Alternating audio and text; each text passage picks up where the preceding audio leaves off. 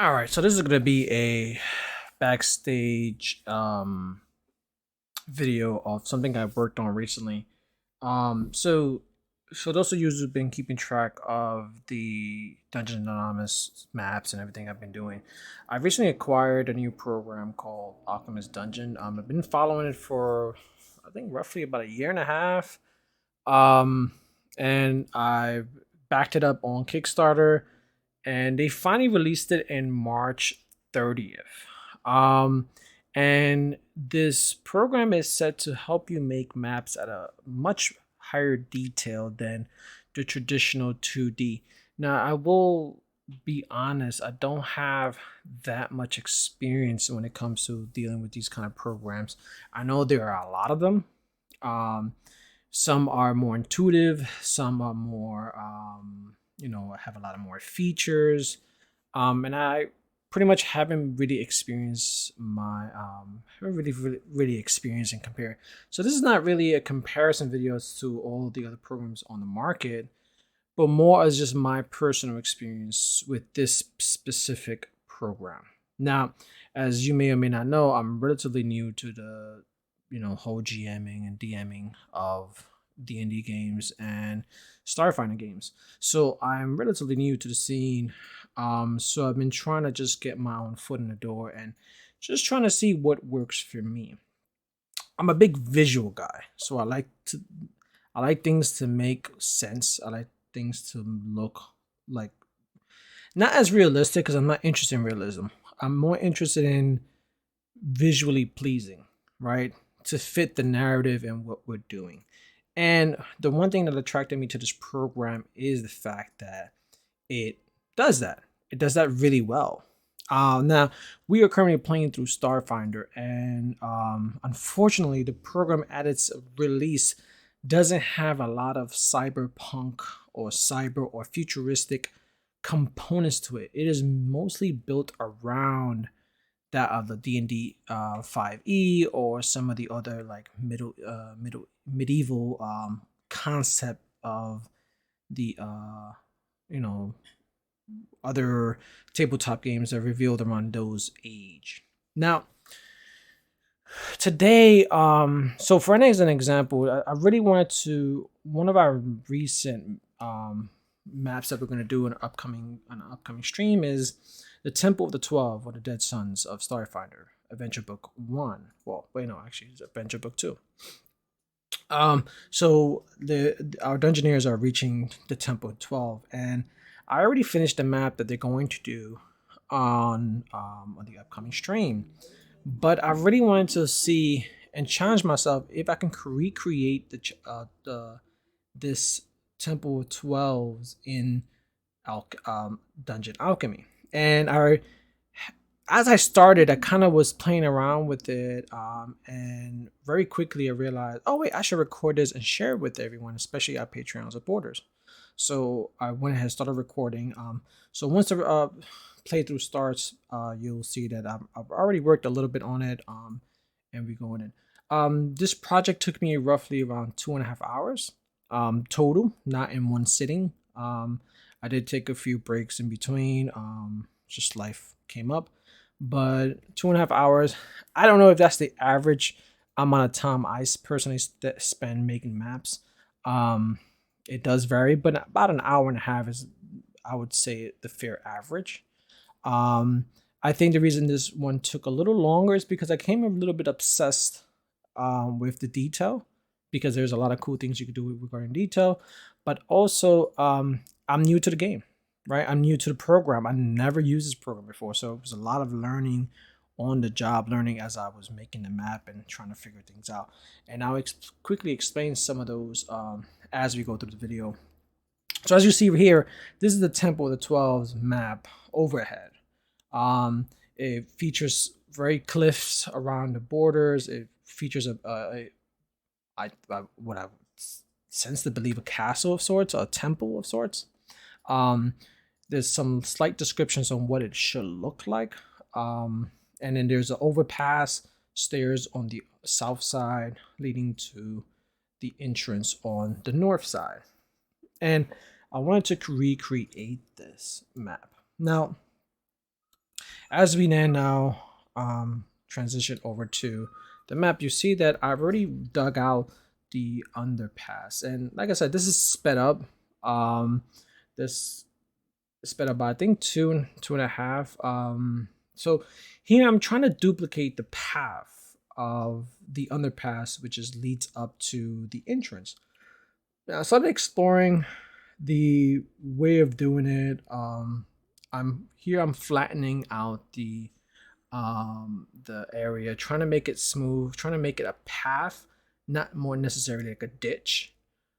This is supposed to be a walk up. This is actually supposed to be a mountain of sorts that the adventurers walk from the ground level up a mountain into this temple, which is sitting on a foot of a mountain. Or actually, no, not a foot of a mountain. It's just like the middle or the top of the mountain.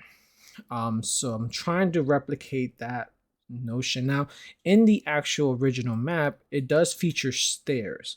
Now, one thing about this program that doesn't have as of yet is good object placing when it comes to things outside of rooms.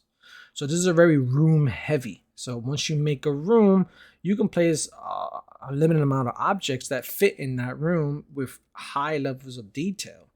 Unfortunately, outside of the room, there isn't a lot of objects that you can place in just the natural wild. Um, the game, I keep referring as the game because it's on Steam, so it does confuse me a little bit when I say that. But for the most part, the program itself is set to have a lot of the support upcoming, right? So in the next weeks, is going to do that. And as you can see here, I'm adding different levels of height because I want to make it seem like they're going up a hill. Then as I started doing that, I started realizing that, oh, maybe to make this a lot more realistic, I should make the out border or the south and east border actually look like cliffs or mountains, right? At different varying heights. As you can see there, I'm adding different patches of dirt and, you know, just color.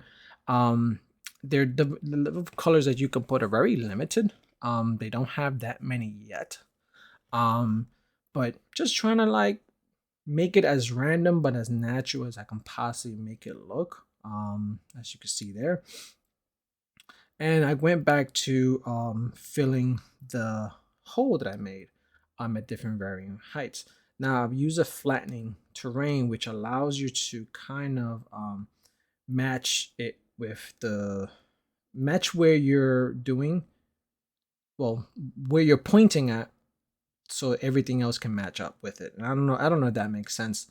Um, but as you can see, the circle will be pointed at where your cursor is, and everything around where the circle is will match where your cursor is. And I don't know the technical term for that, but you kind of get the point as you see the video. And as you can see there, I made another hill on the opposite side or the inside of the mountain, so I can kind of match that style of mountainous in the area. And I did that because I wanted to start making the border of where the building will be made. And I kind of wanted to make that border for myself. That border will kind of stay there as I make the building, as I finish it up. Um, and you'll see that come up to fruition soon. One thing I also realized as I'm doing this, that I had to really pay attention to the grid.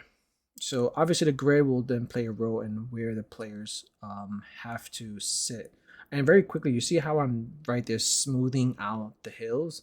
So the smooth tool is really nice because once you make it different heights, the smooth tool will connect the two different heights in a more smooth pattern. So it looks more natural than abnormal steps. Now, I think if you're a bit more methodical, you could probably make steps this way. But I would surmise that it wouldn't be very easy to make it look natural or naturally occurring. Um, Although they do have steps, right? I didn't find it very easy to place them or uh to really navigate them in a very easy way. They're more made for indoor stairs. And you'll see that later on as I tool with those. I now then started working on the northern and western hills. So on the west side, the hill is actually going down, so it's an overlook of sorts. So I started then sinking that area and making first kind of like the border, which I kind of like in my head kind of drew it out, figured like, okay, it should look somewhat like this. Now I've had the map on the other side. Um, and for those of you who might be wondering, that map I got it from Google. The Temple of the Twelves. Um, for the purpose of this recording, I just quickly just Googled Temple of the Twelves and got a quick you know the map that I have for our actual stream is gonna be somewhat different. Um, but I wanted to really see how the capabilities of Dungeon Alchemist I can really use this program in the future to really kind of replicate some of these programs in a more customizable way. And that's the hope. Is the hope is to make. I'd rather not use the exact maps that are provided to you by the books, not because they're not great, they're not good. They were actually really great and very, awesome to use right out the box. But I wanted to really emphasize a little more on creativity and give more to the viewers that are looking at our stream and looking at our are supporting us, right? Because I want to really give that sense. So you see here, I'm still working on the northern mountain. I'm kind of giving that same look that I gave the south mountains, and I'm giving just different varying heights. And you see there, you have a somewhat of a field. It's starting to look more like a outcrop in a mountainous area. I feel like I could have done a lot more. And here, I want to pause it for a quick second. So here I want to kind of explain. Actually, no, I'm going to keep going. It's a long video. So the AI of what you see here will automatically add things inside this room. And as you see, I added one sliver of a room and it made it empty. But if I didn't turn off the AI, what it essentially would do is that it would have just added furniture. Now, this would have made things difficult because I would have to remove that furniture eventually, because that's not how I probably would want to do it. And if you could see also on the mansion, there's a lot of different types of rooms that you would want, right? And I completely recommend if you're using this to kind of utilize that. I realized after the video that as I started populating the rooms, I was kind of like, well, I could have just done mansion and I just could have chose a kitchen and that would have made a kitchen for me, right? So this is easy ways to cut time when it comes to making your maps. But since it's the first time, I was kind of learning off, I was just kind of learning. So as you see here, I'm kind of making the outline of the mansion or the temple. And I use the mansion because other than mansion, all the other ones I felt like they didn't really fit the style that I would think that a temple would have, right? So I chose the mansion textiles to start my room. And as you see, as I'm adding rooms, you see that there's creating independent rooms to it. Now you'll see later in the video that this actually led to a higher level of challenges, which I did not foresee. Which I will then take that into consideration next time I make a room or next time I make a map with this. But this is all growing pains, and I did have a good amount of time and fun doing this. More than I actually thought I would have, honestly. Um, but so yeah, here I am still making the rooms, and I'm kind of measuring out, and I'm looking over at the rough estimate of like what you call those things, the grid. See how many blocks does it go up, then it goes left, then it goes up, then it goes left. Now, one thing just for sure that in this video doesn't show, and that you won't actually see is circles, or what's the word I'm looking for? Like ellipses, right? Ovals. The program as it is right now cannot and can't do ellipses of any kind. It can only do squares. So obviously that gives a large limit on the type of buildings, the type of crops we can use when it comes to rooms. I do know it is a feature that's upcoming. And it's just something you gotta wait for the update to do. As you see there, the rooms are still there, but I'm removing the walls, right? So they all seem like it's just one big room instead. Excuse me. So you see the different tile sets. The reason why it has different tile sets because this is a different room, right? Upon inception, you also see there as I start to choose types of walls, you see different rooms highlighted because it gives you the option of changing all the walls of those rooms. And this is when I started running into this problem of like, by making so many little rooms, I had to manually change the walls of every little room. And this became somewhat of a headache to deal with.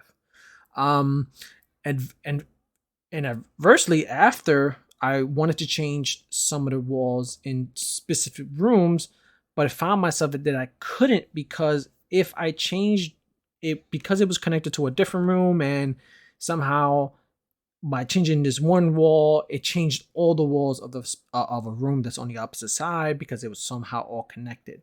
So I would like to see an upcoming feature that allows you to designate like rooms, right?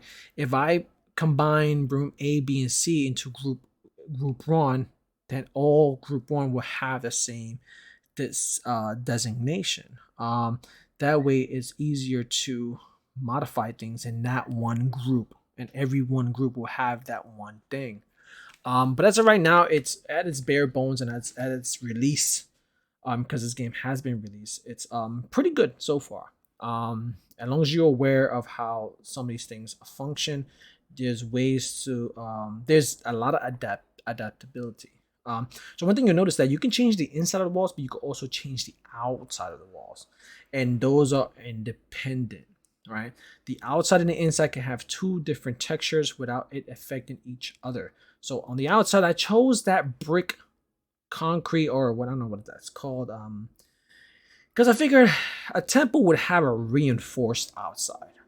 It wouldn't be wood. It would have some kind of reinforcement. And this temple has been around for thousands of years, right? So you would expect that the architects of this temple would make it something out of something sturdy. Wood kind of fades. It kind of, after a while rots. So you kind of want to make it protected with a stone of protection. And we know that stone can last thousands of years. Look at the Egyptians, right? A lot of that stuff is made of sandstone or I think stone of some sort or clay. So here I pretty much have made the bottom part of the temple thus far. And I'm analyzing the overall look of it. And I'm starting to measure out the top half, the oval that's on the north side of the thing. And like you said, you can't make ellipses, so I had to really strategize and like, how do I want to use squares to kind of emulate that of an oval? And you can, however, it gets a little weird when you're dealing with ovals using squares or pixelated ovals. I like to call them. Is that you have to kind of have a big enough scale that when you zoom out, it kind of looks like an oval. It kind of looks like a circle, but not really, right? As you zoom in, it just looks like a weird triangle of sorts. So you see me here doing adding more rooms. So every time you see one of those check marks, that's a room I'm making, right? And it's designating that area as its own independent room. So even if I knock out the walls, the program's still recognizing that tile set as its own room. And whatever you do to that room will affect the entire room. For example, you want to change the walls. Now, one thing I did figure out is that although if you want to do a quick swap of walls, it may limit you if you have different rooms, but it doesn't stop you from adding walls, right? So if I was to remove the walls manually, I can then go in and add walls manually. And that would not affect any of the other rooms. Now, obviously, this is very time consuming, right? If you have to add individual walls, but technically, when it comes to making a map, that's what you do anyways, right? You make walls, you make rooms, you make things. In a traditional map where you don't have a what you call it, you don't have a cookie cutter, or you don't have a I don't know what you call it, but you don't have a template, right? You have to make it from complete scratch. You start with a square, right, or a circle. What are you trying to make? You're trying to make a cave. You're trying to make a room, a temple, a dungeon, right? You start with the shape of the room that you think would it be, and then you go from there. You make walls, you make floors, you make all these stuff. So essentially, this allows you to do it. And as you see, as I'm adding the tiles, it's very quickly. Doesn't lag, doesn't do anything, just real quick. And then you see the pattern. You don't have to flip around the pattern. It's instantly. It knows how it wants to be based. Now, you may ask yourself, well, oh, what if I don't want it in that way? Then in that sense, well, I mean, I don't think the developers are at that moment. Now, you see how I'm changing the walls, right?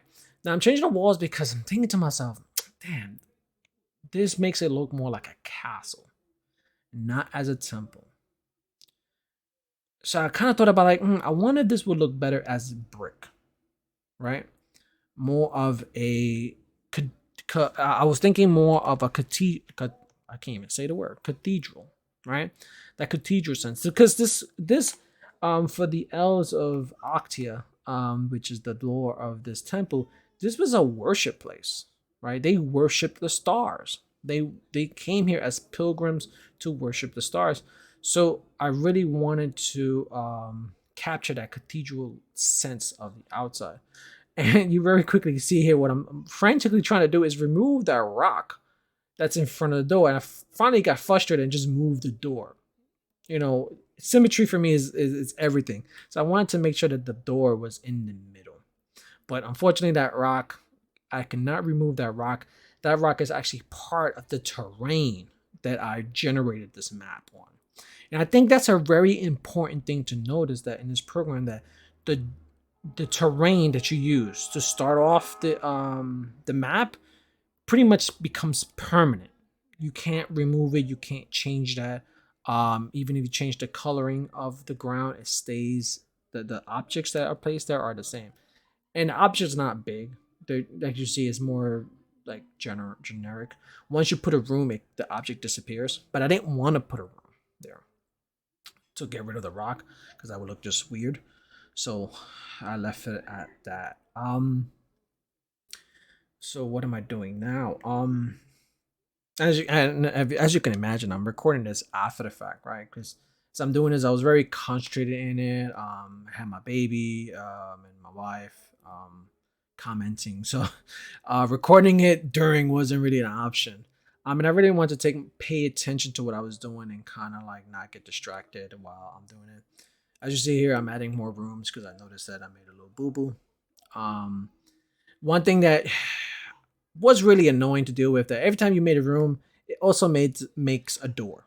Unfortunately, right? It makes sense, right? Rooms should have doors, but it does make a door, which then I have to then swap out for a regular wall. Sometimes the doors ended up in on the outside wall, right? And that would be weird. So I had to then change those out.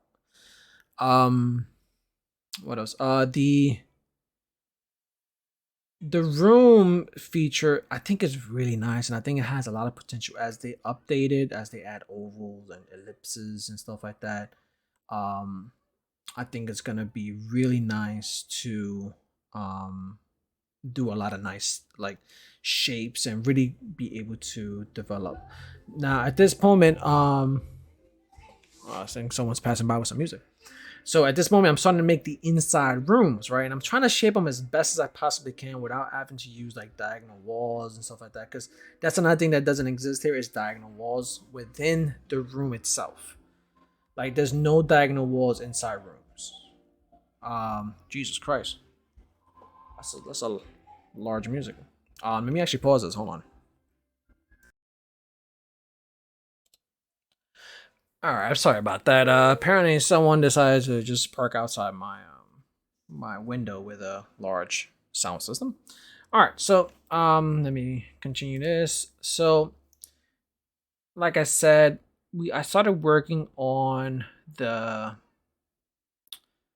crops, the rooms on the side. Now for some reason this is not playing, so let me stop it. My preview is not.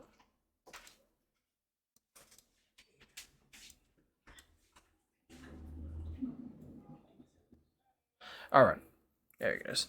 So, so I'm working on the side rooms, and like I said before, stop the recording, is that there is no diagonal lines, and that's a somewhat of a challenge if you're trying to make rooms that are not squares. Now, like I said before, this is a planned feature that they're going to add as far as making circles and ellipses, but it's kind of weird because you're trying to make a room that is not a traditional square, and it kind of just adds some some unique challenges to make shapes the way you want them to. And you see that I'm pausing there because once again I'm being called away, or I'm being distracted in some fashion. I'm also looking at the I'm looking actually at the picture, right? So I'm constantly looking at it, looking at the shape and seeing, all right, what's the general shape of this? And I go through this part, I go through this process fairly a lot through the entire video. It's not necessarily the most easiest thing to do when you recreate something like this, but the program definitely makes it a lot easier. I didn't really have an issue whatsoever. As you see there, the menu of different doors and different objects that you can place, pretty much um pretty good. I think as the game program, I keep saying game and program, I apologize. As the program becomes more and more updated, they'll add more and more features and more objects. I'm sure that along with that, it's going to be more add-ons that you can purchase to support the program. I fear that it might be too much, right?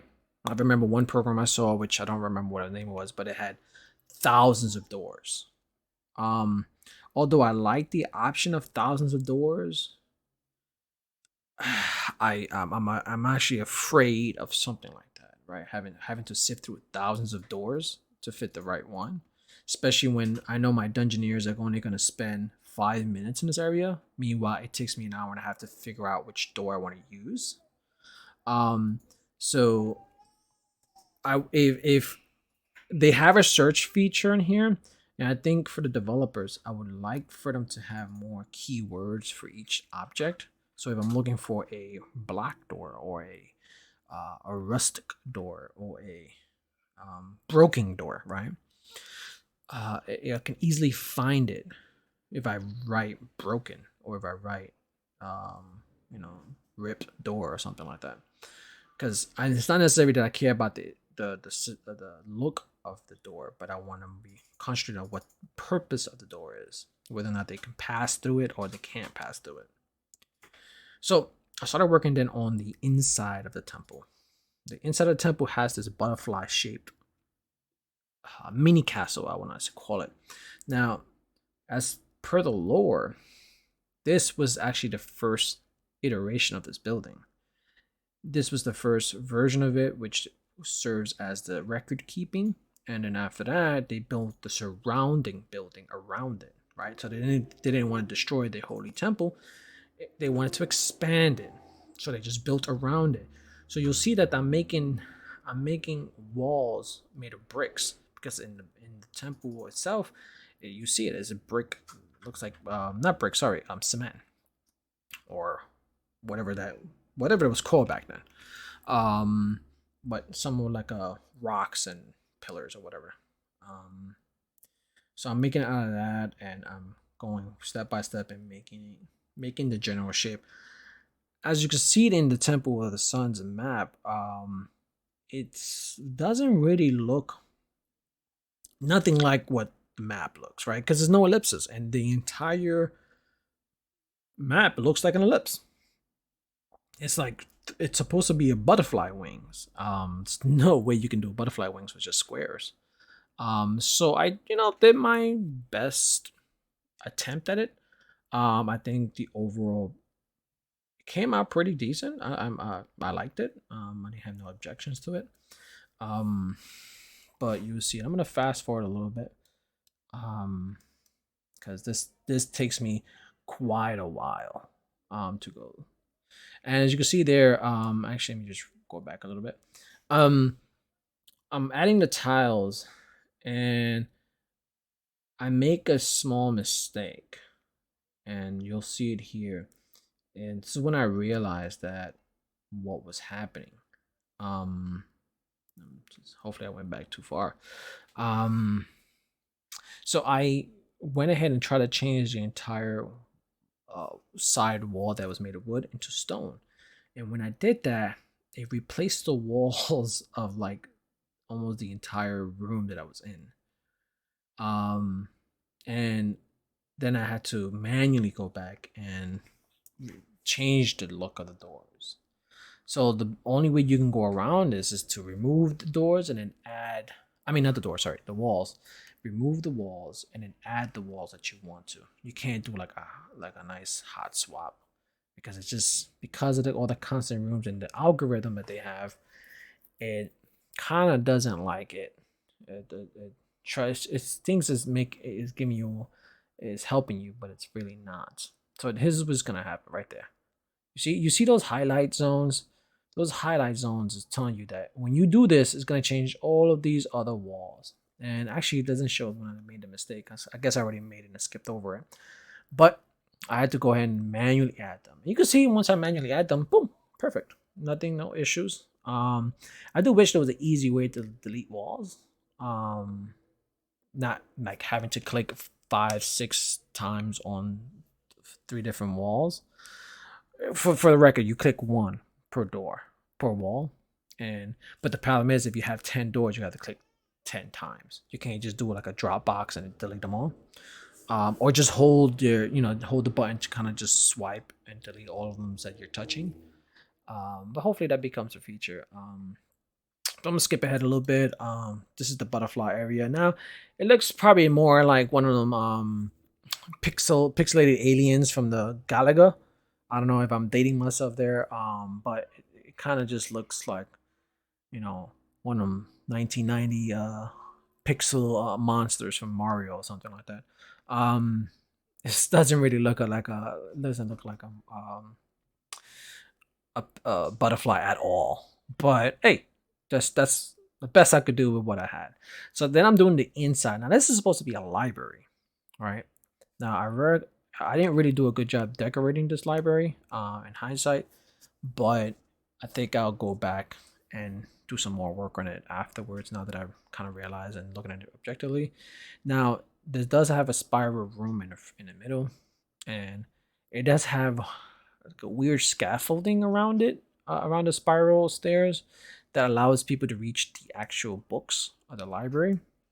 Now I'm gonna fast forward a little bit because this took me like almost an hour to figure this out. Stairs, one big feature that they don't have is mirroring.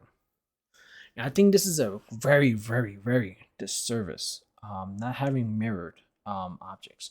So stairs that have, for example, railings on the left hand side, you can't mirror to have them on the right hand side. But they don't have the stairs like so they don't have the mirroring feature, but they also don't have two different stairs. So they don't have two of the same stairs with one version of it being railings on the left hand side and one being railings on the right hand side. So it's kind of weird to use it because it's like, well, you want to make stairs on both sides. It doesn't like you. You can only do it on the left hand side because it has railings. That wouldn't make sense. Why would you put railings next to the wall? Right? That's not how traditional stairs are. So as you can see here, I'm going through all the different objects that they have to see what I could use for this. And as I go through it and I'm picking things, oh, I need that. I'm just dropping it into the map so I don't have to find it later. So I'm looking for stairs. I'm looking for some kind of platform that I could use. Now, I will say this: you cannot make second floors on this. You cannot make second floors on this. So for those of you who are thinking, oh, why don't you just make a second floor? And no, there's no second floors. You can only make one floor maps. So even though you have stairs, even though you have these things, you cannot make them. So you just have to make another map that matches up with this one. Now, as you see here, I found a scaffolding, right? I found something that I can probably use. Based on the material and the look, it's completely terrible, right? It doesn't match what you would think a temple would have as a library's platform to reach. But nonetheless, it's the only thing I can find that really fits. As you see, the stairs that I chose didn't necessarily touch the wall the way I wanted to. And I kind of had to just deal with that aspect of things. Also, as you can see that I'm overlapping objects.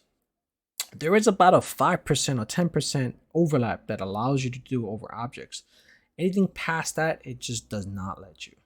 It just says nope. You need to give it its own space. So as you see there in the two platforms I chose, I'm giving it like a decent, that decent 5%, 5 to 10% overlap. And maybe I'm being too generous with that percentage, but you'll get the point as you see it. Also, copy and paste shortcuts, keyboard shortcuts. Like, why not? This day and age, why not have keyboard shortcuts embedded into the program itself, right? Copy paste, Control C, Control V, right? To make things a little easier and quicker and more fast paced. This whole program, the purpose program is to make maps quickly, right? Maps that look good, that are awesome, that you can use at a dime's notice. So why not add keyboard shortcuts? Again, I'm sure that a lot of this feature is planned, and I'm just being picky. But this is my first playthrough and my first usage. But let's go ahead and fast forward again. Actually, let me play it right there. I think I took another pause for a second there. Okay, let me go back. So I want to show you the finished look of it. All right, that's right there. So this is what it looks like on a finished scale. And I put that stairs in the middle. Now, it doesn't look terrible. Doesn't look great as far as the regal look of the library, but it does gets the work done, especially for ancient scaffolding that's been sitting there for hundreds of years and thousands of years.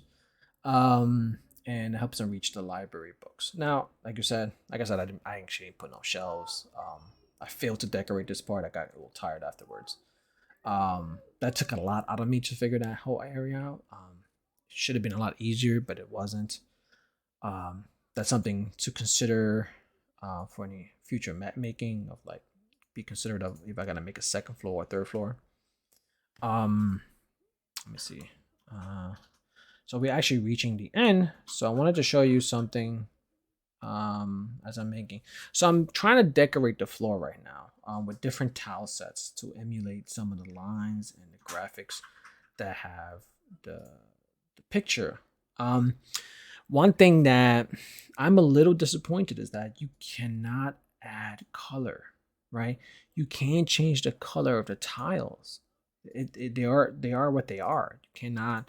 So if you wanted to add like a yellow or a green line or blood, for example, right? You can't do that. There's no. You can't. I mean, they just you can't change the color. You can't add color, right? I don't know if this is going to be an upcoming feature. Hopefully, it will be. So I just had to resort to using some different tiles in representation to those, and I think it fairly came out decent. I think it could be a lot better, but I think for the purpose of it, I think it serves. It looked okay.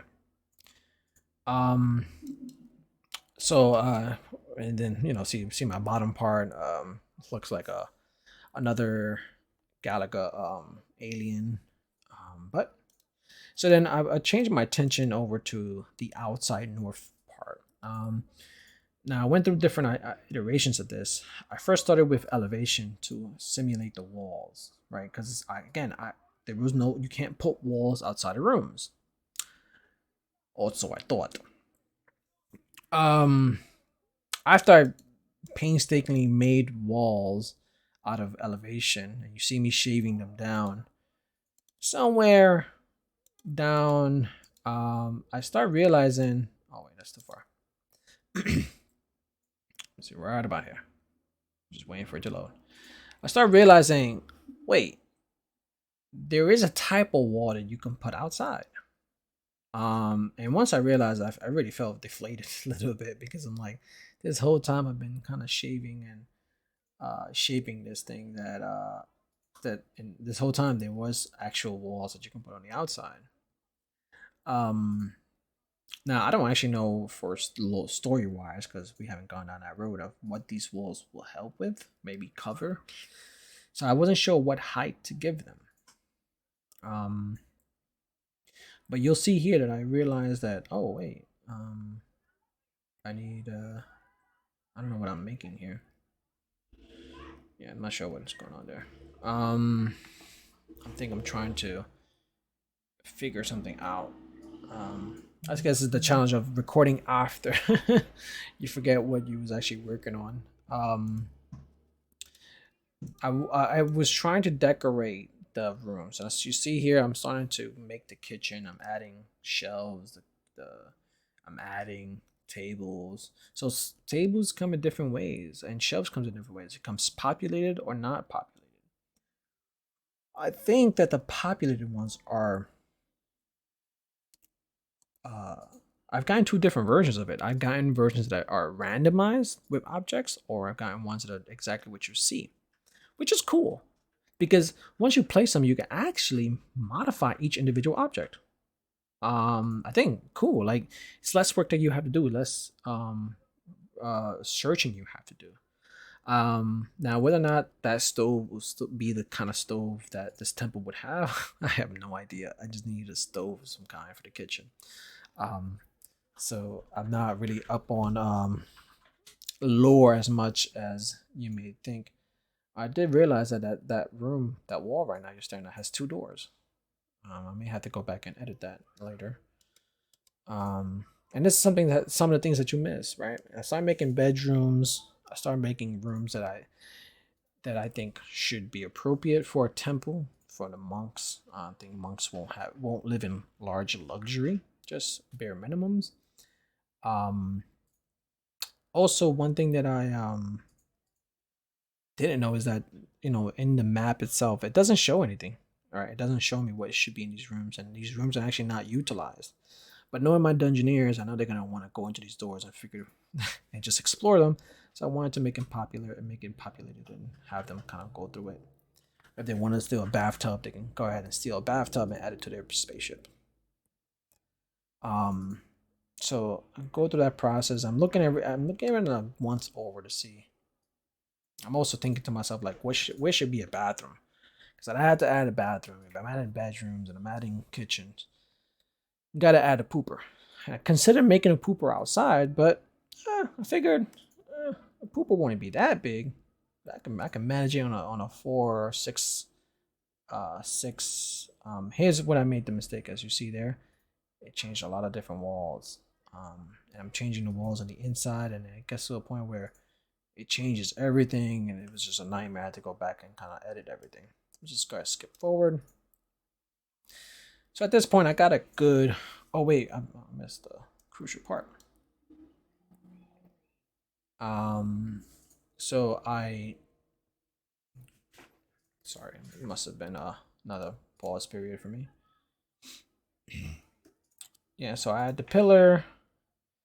I started changing the walls, and I start adding lights, candles, and stuff like that. Again, I don't know if these candles would be the appropriate ones for the lore wise, but I just needed some kind of lighting. Now, the important thing is that when you export this, right, and this is one of the biggest features I liked about this, is that when you export this, it's supposed to carry the data of these things over to wherever virtual tabletop you're using, whether it's Roll20, which is what we're currently using, Foundry, or any of the other ones, right? And they have support for about 5 of them. You'll see later on in the video, and I'll show you them.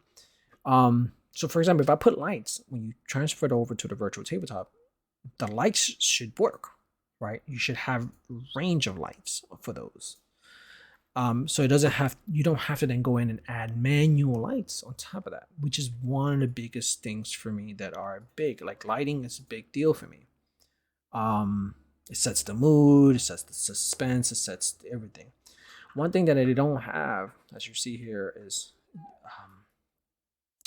this is where I figured out the wall, right? Here it is, right? I was like, wait, why is this wall all of a sudden how can I place this wall? And I started experimenting on like what are the things that I can put outside versus inside. And apparently there's some objects that you can put outside. I haven't fully figured it out, but I figured out the walls, which was awesome. And then I went ahead and replaced those elevation walls with just regular walls. But like I was saying, the export is a very big deal, man, to add lights to make it look the ambience and to make it look really suspenseful or scary, or exciting or dangerous. You know what I mean? Like lighting is everything. And I don't know if I showed this on this video, but you'll see on the left hand side there's a sun of sorts. The sun allows you to set the time of this. Now I have it in high noon, that way I get the most lighting and I can kind of, but you can do all kinds of things. You can change the color of the moon, you could change the color, well, you actually won't see a moon, but like the reflection of the light, like if there's a blood moon, or you want to add like nighttime, and then you want to add like a tint to the color of the night. You can add all kinds of colors, which is awesome for ambience. And again, those things get transferred over into data when you try to export it and import it into one of the virtual tabletops. I haven't done that part yet, so I don't actually know what it's gonna look like. So I'm gonna go ahead and fast forward one more time. We're actually reaching the end of the video. So just making rooms, making more not making rooms, sorry, making the walls on the outside. Again, I don't know what the purpose of this lore wise, or what the purpose of these things were. I haven't really read through the material to know. But I wanted to make a close browser. So now I'm showing you different views of the just replay that again. Different views that the program allows you, because it allows you perspective 3D, allows you up, top, down, gives you rotate the camera in every kind of different way that you want. And that's pretty much was the end of it. As you see there, I liked it. I honestly would prefer to use this over the plain one that's provided by the book. Now this did take me 2 hours, so versus the one that they gave you is pretty much there. You don't have to really do anything. You just I guess copy and paste it into the Roll20 or whatever, and then you're good to go, right? So it's two different things. So depending on how much time you have available to yourself, so I'm gonna pause it right here. Pause it. So as you see there, the export, right? It has Foundry, Fantasy Grounds, which I think is a big program, Roll20, Universal VTT, and Image Only. So it has those options.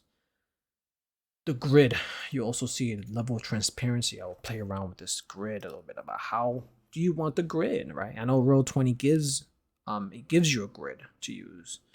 So sometimes you want gridless things. You want to change the color, you want to change the level of opacity, all that's there. The lighting, right? I haven't played around with this. I don't know how this works, but as you see there was an option to export the lights to the VTT, the virtual tabletop. I think this is super important when you're putting lighting in your creations, whether or not that's going to transport over to the virtual tabletop. That way you don't have to do less work when you do the export. But yeah, this is pretty much the end of it. I hope you enjoyed this quick little video and explanation about some of that work. I'll be trying to do more of these as I try to utilize some of these maps.